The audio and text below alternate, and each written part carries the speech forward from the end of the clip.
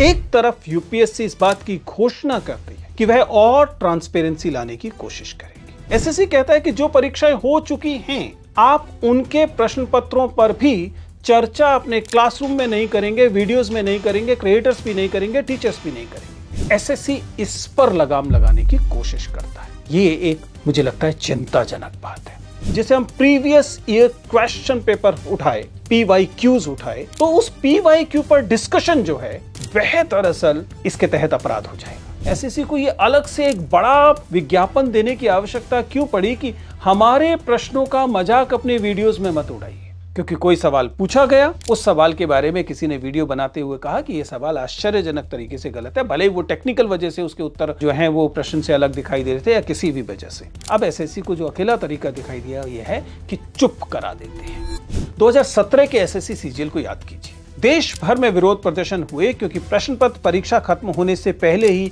WhatsApp पर forward हो रहे थे। क्योंकि एक सिस्टम अगर वह अपने केवल पेपर्स को लीक होने से नहीं रोक पा रहा, तो उसको क्या हक दिया जाना चाहिए कि वह अपने क्रिटिक्स को, अपने आलोचकों को, चाहे वो शिक्षक हों, चाहे वो पत्रकार हों, चाहे वो क्रिएटर्स हों, उनको अपराधी घोषित करना शुरू कर दें। नमस्ते दोस्तों, प्लीज सिट डाउन में आपका स्वागत है। चलिए कुछ घटनाओं पर विचार करते हैं। दिल्ली के मुखर्जी नगर में 4 अक्टूबर को एसएससी भर्ती परीक्षा को लेकर तैयारी कर रहे जो छात्र हैं वो एसएससी सीजीएल और सिलेक्शन ग्रेड के जो एग्जाम है उसमें अनियमितताओं को लेकर सड़क पर आते हैं, विरोध प्रदर्शन करते हैं। एक घटना। दूसरी घटना, यूपीएससी सुप्रीम कोर्ट में हलफनामा दायर करती है और यह घोषणा करती है कि अब प्रीलिम्स एग्जामिनेशन की आंसर की जो है प्रोविजनल तौर पर एग्जाम के एकदम बाद में और कंफर्म तौर पर, फाइनल तौर पर परिणाम के बाद दी जाएगी। इसी के अलावा एक तीसरी घटना, एसएससी वही रिक्रूटिंग एजेंसी वह घोषणा करती है कि प्रश्न पत्रों पर, उन प्रश्न पत्रों पर जो परीक्षाएं हो चुकी हैं के प्रश्न पत्र हैं, उनके डिस्कशन, एनालिसिस और उसके सर्कुलेशन को लेकर public examination prevention of unfair means act 2024 के तहत कार्रवाई हो सकती है। अब इन 3 घटनाओं को अगर आप एक साथ देखें तो आप समझ सकते हैं कि प्रतीत यह होता है कि इस देश की रिक्रूटिंग एजेंसीज बहुत कंफ्यूज्ड हैं। एक तरफ यूपीएससी इस बात की घोषणा करती है कि वह और ट्रांसपेरेंसी लाने की कोशिश करेगी। आखिर जब आपके पास आंसर की परीक्षा से अगले दिन या उसके अगले ही सप्ताह आ जाएगी तो अब आपके पास ये गुंजाइश होगी कि आप देख सके कि आपने जो प्रश्न किए थे वो ठीक थे या गलत थे, और उसके आधार पर आपका क्या स्कोर होने वाला है, आपका प्रीलिम्स क्लियर होगा या नहीं होगा, आप मेंस की तैयारी करें या अगले साल के प्रीलिम्स की तैयारी करें। पारदर्शिता है, स्वाभाविक तौर पर स्वागत योग्य है। लेकिन एसएससी क्या कहता है? एसएससी कहता है कि जो परीक्षाएं हो चुकी हैं आप उनके प्रश्न पत्रों पर भी चर्चा अपने क्लासरूम में नहीं करेंगे, वीडियोस में नहीं करेंगे, क्रिएटर्स भी नहीं करेंगे, टीचर्स भी नहीं करेंगे। तो सवाल यह है कि क्या एसएससी परीक्षा की शुचिता की रक्षा कर रहा है या फिर वह उन क्लासरूम्स को चुप कराने की कोशिश कर रहा है जो इन संस्थाओं को, खासतौर से एसएससी जैसी संस्थाओं को जवाबदेह बनाने की कोशिश कर रहे हैं, अकाउंटेबिलिटी लाने की कोशिश कर रहे हैं। आज के इस वीडियो में हम इन्हीं चीजों पर चर्चा करेंगे। हम चर्चा करेंगे इंस्टीट्यूशनल इंटेग्रिटी पर, हम चर्चा करेंगे डेमोक्रेटिक ट्रांसपेरेंसी पर, और हम इस बात पर भी चर्चा करेंगे कि क्लासरूम फ्रीडम इसकी क्या स्थिति है। सबसे पहले इस public examination prevention of unfair means act यानी PEA एक्ट को समझ लेते हैं। ये एक्ट बनाया इसलिए गया था कि संगठित नकल पर एक तरह से सर्जिकल स्ट्राइक की जाए। जो संगठित नकल है उसे रोका जाए। वो रैकेट्स, वो गिरोह जो तैयार हो गए हैं और जो पेपर लीक कराते हैं और उसके बाद उन लीक्ड पेपर्स को बाजारों में बेचते हैं लाखों रुपए में, ताकि कुछ लोगों को बिना तैयारी के इन अनफेयर मीन्स से एडिशनल एडवांटेजेस मिल जाए और नौकरियों पर कब्जा उनका हो जाए। जिनके पास प्रश्न पत्र हैं इन्हें खरीदने के लिए अतिरिक्त राशि है और जिनके पास इन लोगों तक कनेक्शंस हैं। इसका परिणाम क्या होता है? इसका परिणाम होता है कि जो ईमानदारी से परीक्षा दे रहे विद्यार्थी हैं वे पीछे रह जाते हैं, वो असफल हो जाते हैं, उनको नौकरियां नहीं मिलती। अच्छी मंशा कम से कम घोषित तौर पर दिखाई देती है, लेकिन व्यवहार धरातल पे क्या होता है? एसएससी ने पोस्ट एग्जामिनेशन डिस्कशन को इस कानून से जोड़ना शुरू कर दिया। यानी कि कोई विद्यार्थी परीक्षा देकर आ गया और उसके बाद जब वह अपने प्रश्न पत्र में जो प्रश्न पूछे गए थे उनकी चर्चा अपने साथियों से करता है, अपने टीचर से करता है, टीचर्स उसे लेकर अपने क्लासरूम में चर्चा करते हैं, या फिर कुछ क्रिएटर्स उन प्रश्नों पर सवाल उठाते हैं कि ऐसा बेतुका सवाल क्यों पूछा जा रहा है, इस सवाल में ये गड़बड़ थी, इत्यादि इत्यादि। एसएससी इस पर लगाम लगाने की कोशिश करता है। ये एक मुझे लगता है चिंताजनक बात है। सबसे पहले समझते हैं कानून क्या है। पी एक्ट जो है वह एक यूनियन कानून है, केंद्रीय कानून है, जिसका उद्देश्य सार्वजनिक परीक्षाओं में अनफेयर मीन्स जो हैं उन पर नियंत्रण करना है। इसके साथ एक तरीके से इस एक्ट के तहत इस अपराध को भी परिभाषित करने की कोशिश की गई है कि किस बात को अपराध माना जाएगा और किस बात को अपराध नहीं माना जाएगा। इसके तहत बहुत सारी परिभाषाएं हैं। उसके तहत कुल मिला के उन ऑर्गेनाइज्ड रैकेट्स पर चोट करने की कोशिश की गई है जो परीक्षा सामग्री की लीकेज कराते हैं, परीक्षा सामग्री को बाहर फैलाते हैं, प्रश्न पत्रों को बेचते हैं और उसके आधार पर नौकरियों को रिग करने की कोशिश करते हैं।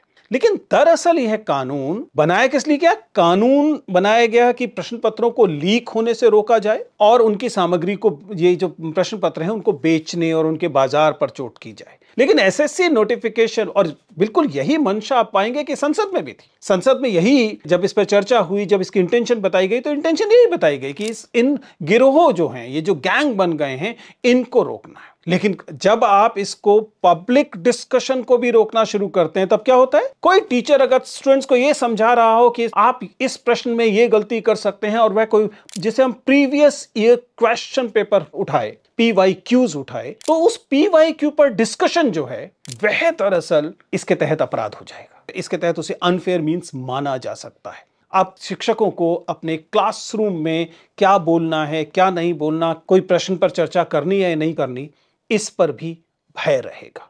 पोस्ट एग्जामिनेशन रिकॉर्ड्स की समीक्षा का अधिकार ये कोई काल्पनिक चीज नहीं है। अगर आप ध्यान से देखें तो ऐसा नहीं है कि अतीत में इस पर चर्चा नहीं हुई है, कोर्ट में भी इस पर चर्चा हुई है। सीबीएसई का एक पूरा का पूरा केस है आदित्य बंदोपाध्याय का, जिसमें सुप्रीम कोर्ट ने यह मान्यता दी थी कि आप परीक्षार्थियों को एक आध एक्सेप्शन को छोड़ दें तो आरटीआई के तहत अपनी आंसर शीट देखने तक का भी हक है। आप आरटीआई डाल सकते हैं सीबीएसई में और पूछ सकते हैं कि मैंने ये परीक्षा दी थी, मुझे मेरी आंसर शीट दिखाइए। आपको आंसर शीट दिखानी पड़ेगी सीबीएसई को, ऐसा कोर्ट केस से तय हुआ। यानी कि एक तरफ तो आरटीआई ट्रांसपेरेंसी की बात करता है, वह ये बात करता है कि पारदर्शिता होनी चाहिए, विद्यार्थी को ये हक है कि वह ये जाने कि उसने जो उत्तर लिखा था उस पर कितने अंक दिए गए।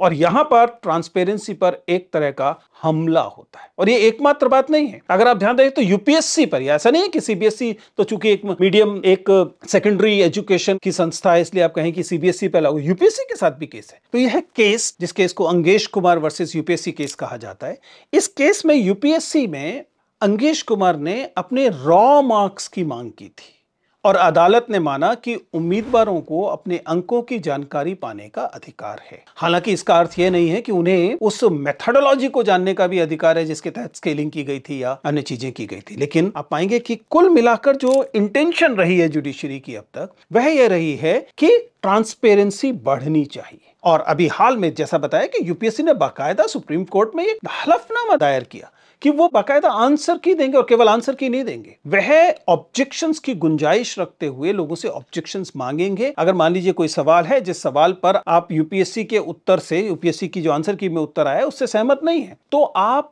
अगर आपके पास ऑथोरिटेटिव कुछ टेक्स्ट है, आपके पास ऐसी कुछ महत्वपूर्ण किताबें हैं जो सिद्ध करती हैं कि यूपीएससी का उत्तर गलत है, तो आप एक से ज्यादा 3 स्रोतों के साथ भी आप उसे दायर कर सकते हैं और फिर यूपीएससी को उस पर विचार कर कर अपनी आंसर की को रिवाइज करना पड़ेगा। इसका मतलब डायरेक्शन समझिए। दरअसल ये जो पारदर्शिता की बात की जा रही है, और जाहिर है कि पारदर्शिता की अपनी सीमाएं होती हैं, पारदर्शिता एकदम एब्सोल्यूट चीज नहीं है, लेकिन पारदर्शिता आपसे किस वजह से रिक्रूटिंग एजेंसीज हैं या गवर्नमेंट सेक्टर है, उसमें इस पारदर्शिता की मांग की जाती है, क्योंकि ये पारदर्शिता सुनिश्चित करती है कि ये संस्थाएं या इनके अधिकारी ये निष्पक्ष रहेंगे और उनकी अकाउंटेबिलिटी बनेगी। इसलिए जब यूपीएससी, आप सोच के देखिए ना, अब ये आपको ये नहीं पता होता यूपीएससी की परीक्षा में कि आपने कोई परीक्षा दी है, उस परीक्षा में आपको लगता है कि आपके 90 प्रश्न ठीक थे, लेकिन यूपीएससी कहती है नहीं, आपके तो 82 प्रश्न ही ठीक थे, और आपको मानना पड़ता है। अब जब पहले से बताया जाएगा कि किस प्रश्न का क्या उत्तर है, तब आपको पता होगा कि आपने जो उत्तर लिखे थे उनकी संख्या कितनी है सही उत्तरों की, और इस तरीके से किसी भी किस्म की बेईमानी की गुंजाइश कम हो जाएगी।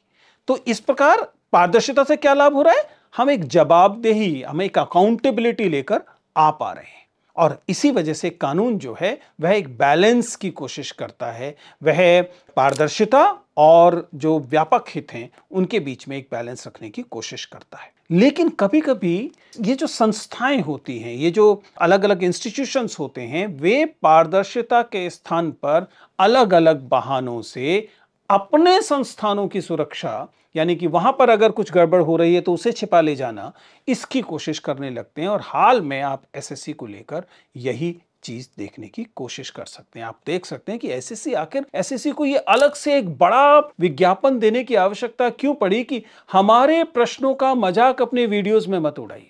क्योंकि कोई सवाल पूछा गया, उस सवाल के बारे में किसी ने वीडियो बनाते हुए कहा कि यह सवाल आश्चर्यजनक तरीके से गलत है, भले ही वो टेक्निकल वजह से उसके उत्तर जो हैं वो प्रश्न से अलग दिखाई दे रहे थे या किसी भी वजह से। अब एसएससी को जो अकेला तरीका दिखाई दिया यह है कि चुप करा देते हैं। ये चुप करा देना दरअसल लोकतंत्र में बहुत घातक है, क्योंकि सच्चाई ये है कि जब भी पेपर लीक या गड़बड़ी होती है तो यह केवल किसी एक व्यक्ति या केवल एक गैंग या केवल एक अपराधी का मामला नहीं है, क्योंकि इससे पूरी की पूरी संस्था, पूरा का पूरा जो संरचना है उस पर एक सवालिया निशान लगता है।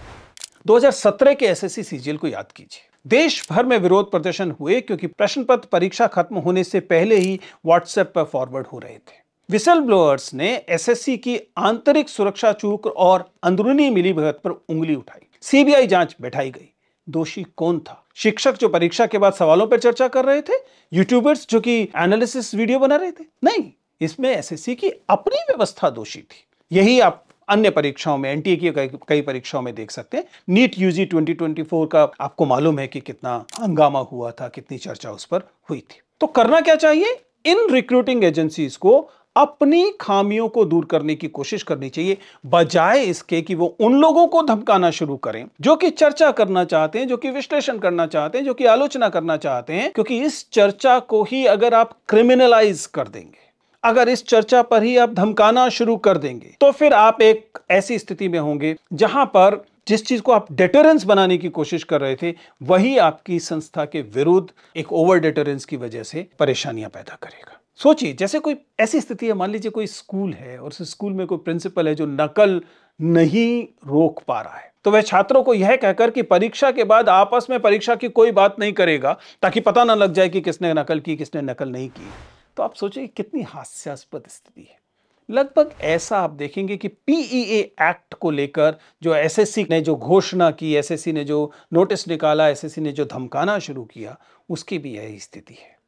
पारदर्शिता इसलिए भी जरूरी है क्योंकि पब्लिक रिक्रूटमेंट एग्जामिनेशंस जो हैं वे एक तरह से हमारे गणतंत्र में आम जनता की जो फेथ है, गणतंत्र में आम जनता का जो आस्था है, उसके सूचक होते हैं। देश में करोड़ों लोग इन परीक्षाओं की तैयारी कर रहे हैं। देश के करोड़ों युवा इन परीक्षाओं की तैयारी कर रहे हैं, उनके सपने इससे जुड़े हुए हैं। लेकिन वे इन परीक्षाओं की तैयारी कर रहे हैं, इस बात का भी द्योतक है कि वे तमाम लोग अपना भरोसा व्यक्त कर रहे हैं इन एजेंसीज में, एसएससी में, यूपीएससी में, अन्य रिक्रूटिंग एजेंसीज में, कि इस गणतंत्र में उन्हें बराबर का हक है सपने लेने का और उन सपनों को बराबर तरीके से पूरा करने का। जैसे ही इस किस्म के खतरे या जैसे ही इस किस्म का हमला इस आस्था पर होता है, यह इसका प्रभाव अंततः हमारे गणतंत्र पर पड़ता है। मैं बार बार बताता रहा हूं, गणतंत्र का मतलब सिर्फ इतना नहीं है कि हमारे यहां आनुवांशिक तौर पर राजा नहीं होगा। गणतंत्र का मतलब यह भी है कि इस देश के प्रत्येक पद पर इस देश के आम नागरिक को एस्पायर करने का हक है। यह बहुत इंपॉर्टेंट है।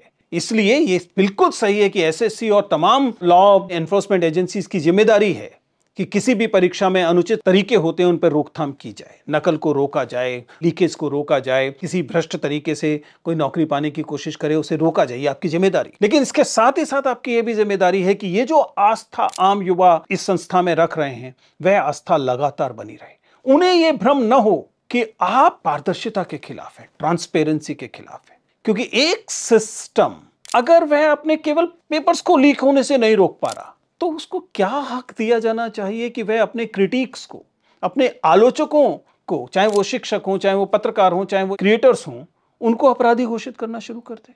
क्योंकि इसका मतलब यह है कि एसएससी का यह नोटिस एक तरह का ओवर रीच है। और इसके बाद वह सवाल उठता है, जो सवाल मेरा व्यक्तिगत सवाल है, क्योंकि मैं एक शिक्षक हूं। क्या किसी को यह हक दिया जाना चाहिए इस गणतंत्र में, इस लोकतंत्र में, कि वे ये तय करें कि विद्यार्थी से बात करते समय शिक्षक किन डेटा का इस्तेमाल करेगा और किस डेटा का इस्तेमाल नहीं करेगा? क्या मुझसे यह कहा जा सकता है कि मैं अपने क्लासरूम में जब अपने विद्यार्थियों के साथ किसी टेक्स्ट पर, लिटरेरी टेक्स्ट पर बात कर रहा हूं, तो कोई और ऊपर से यह देख रहा हो कि वह मैं क्या क्लास में बोल रहा हूं? शिक्षक को क्लास में एक बेसिक ऑटोनॉमी की आवश्यकता होती है, स्वायत्तता की आवश्यकता होती है। आप कह रहे हैं कि आप प्रीवियस ईयर क्वेश्चन पेपर को डिस्कस नहीं करेंगे, ताकि उसमें जो हास्यास्पद सवाल पूछे गए थे उनके बारे में चर्चा ना शुरू हो जाए। एक के बाद एक सुप्रीम कोर्ट के ऐसे फैसले हैं जो ये बताते हैं कि तमाम चीजों के बावजूद अभिव्यक्ति की स्वतंत्रता अभी भी हमारे लोकतंत्र का एक प्रमुख आधार है। आपको कई केसेस ऐसे दिखाई देंगे। एस रंगराजन का केस है, आपको अनुराधा भसीन का केस दिखाई देगा, जो कि हालिया केस है, 2020 का केस है, जिस केस में कहा गया कि डिजिटल अभिव्यक्ति पर रोक तभी मान्य है जब वह आवश्यक, आनुपातिक और टाइमली हो। आप एकदम ओवर रीचिंग तरीके से डिजिटल एक्सप्रेशन को नहीं रोक सकते, स्वीपिंग बैन नहीं लगा सकते किसी। तो हम इसको इस तरीके से समझ सकते हैं कि जो नोटिस एसएससी ने पीए एक्ट को लेकर दिया है, वह कई मायनों में ट्रांसपेरेंसी का उल्लंघन करता है। जो हमारे संवैधानिक अधिकार हैं, हमें लगता है कि उनके साथ भी यह कुछ छेड़खानी करता है। कुल मिलाकर अगर यूपीएससी एक दिशा में जा रहा है, पारदर्शिता की दिशा में जा रहा है, स्वागत किया जाना चाहिए। ऐसे में एसएससी, जो कि अगर नंबर्स के इस लिहाज से देखें तो यूपीएससी से कहीं ज्यादा बड़ी परीक्षा है, ज्यादा लोग जो हैं वो एसएससी वाले रास्ते से नौकरियां पाने की कोशिश करते हैं। यूपीएससी तो एकदम टॉप ब्यूरोक्रेसी है, हर कोई इसके लिए एस्पायर नहीं करता, लेकिन बहुत सारे लोग, लगभग बहुत सारे युवा जो हैं, लगभग प्रत्येक युवा एस्पायर करता है कि वह कम से कम एसएससी की परीक्षा को पास करे और सरकारी नौकरी पा सके। तो उस परीक्षा की दिशा एसएससी से एकदम अपोजिट हो। एक तरफ पारदर्शिता दी जा रही है, ट्रांसपेरेंसी दी जा रही है, लोगों का विश्वास जीतने की कोशिश की जा रही है, और दूसरी तरफ लगातार क्रिमिनलाइज करने की कोशिश की जा रही है, तैयारी तक को क्रिमिनलाइज करने की कोशिश की जा रही है। मुझे लगता है कि यह ठीक नहीं है। तो कुल मिलाकर हम ये कहने की कोशिश कर रहे हैं कि पीईए एक्ट पर एसएससी द्वारा जो कदम लिया जा रहा है और छात्रों के असंतोष को लगातार दबाने की जो कोशिश की जा रही है, ज्यादा अच्छा होगा कि एसएससी थोड़ा सा, जिसे हम कहते हैं, गिरेबान में जाके वह देखे कि क्यों लोगों का भरोसा उस पर से कम हो रहा है, उस भरोसे को फिर से जीतने की कोशिश करे। क्योंकि एसएससी जैसी संस्थाएं custodian of faith in democracy, custodian of faith in Republic हैं। आपका काम केवल कुछ लोगों को नौकरी के लिए चुन लेना भर नहीं है, कि ऐसा चुनने के लिए आप ऐसे वेंडर्स रखेंगे जो वेंडर्स संदिग्ध हैं, जो पीने का पानी उपलब्ध नहीं करा सकते हैं, जो परीक्षा ठीक से नहीं करा सकते हैं, जिनके कंप्यूटर ठीक से काम नहीं करते, जिनके सेंटर ऐसी जगहों पर है जिन सेंटरों पर लोगों का पहुंचना मुश्किल है, लोगों के पास अपना सामान रखने की जगह नहीं, इत्यादि इत्यादि। एसएससी की इन तमाम चीजों को लेकर बार बार शिकायतें की गई हैं। आपकी जिम्मेदारी है कि आप इन जॉब सीकर्स को बेचारगी से न देखें। आप समझें कि ये जॉब सीकर्स अपने लिए नौकरी मांग रहे हैं, लेकिन इन संस्थाओं से उनका नौकरी मांगना इन संस्थाओं में और इस देश में, देश के लोकतंत्र और गणतंत्र में उनकी आस्था को भी दिखाता है। जैसे ही आप उन्हें कमतर मानते हैं, जैसे ही आप उन्हें पर्याप्त सुविधाएं नहीं देते हैं, आप उनके साथ ठीक व्यवहार नहीं करते हैं या उनका भरोसा खोने की कोशिश करते हैं, आप इस गणतंत्र का भरोसा खोने की कोशिश कर रहे हैं। और आपको गणतंत्र के लिए भरोसा काबिज रखने के लिए, साबुत रखने के लिए नियुक्त किया गया था, इस गणतंत्र के इस भरोसे को छीनने के लिए नहीं।